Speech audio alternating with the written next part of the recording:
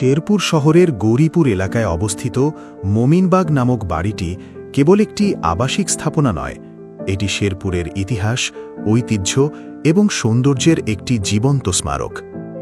এই বাড়ির পেছনে রয়েছে শতাব্দীর প্রাচীন ইতিহাস, ভিন্নধর্মী বসবাসের সহ অবস্থান, দেশভাগের প্রেক্ষাপট এবং সময়ের সঙ্গে সঙ্গে রূপান্তরের এক অনন্য দৃষ্টান্ত।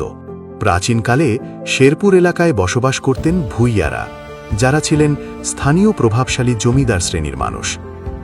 ধারণা করা হয় দেশভাগ ও পরবর্তীতে বাংলাদেশের স্বাধীনতার সময়ে সেই ভূঁইয়া পরিবার শেরপুর ছেড়ে ভারতে চলে যান।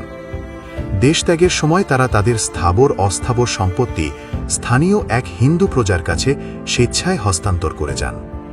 সেই হিন্দু পরিবারের কাছ থেকেই ১৯৭৭ সালে শেরপুরের একজন স্থানীয় মুসলিম ব্যক্তি মোহাম্মদ উসমান গনি সম্পূর্ণ বাড়িটি বৈধভাবে ক্রয় করেন।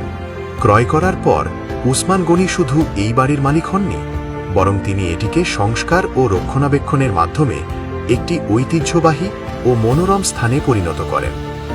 তিনি বাড়ির পুরনো দালানগুলোর গঠন রক্ষা করে নতুনভাবে সংস্কার করেন, বাড়ির চারপাশে নানাবিধ গাছপালা, ফুলের বাগান এবং খোলা জায়গা তৈরি করে এর প্রাকৃতিক সৌন্দর্য বহুগুণে বাড়িয়ে তোলেন।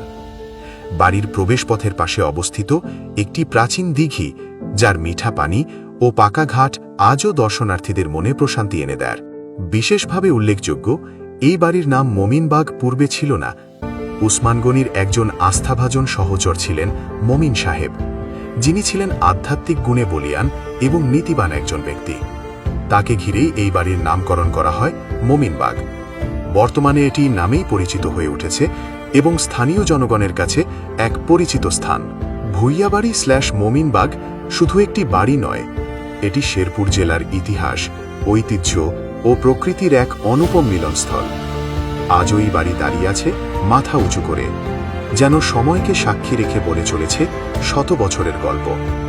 ভূঁইয়াবাড়ি /মোমিনবাগ কেবল একটি পরিবার কিংবা বাড়ির নাম নয়, এটি শেরপুর শহরের একখণ্ড নীরব ইতিহাস, প্রাকৃতিক সৌন্দর্য এবং সামাজিক বন্ধনের প্রতীক।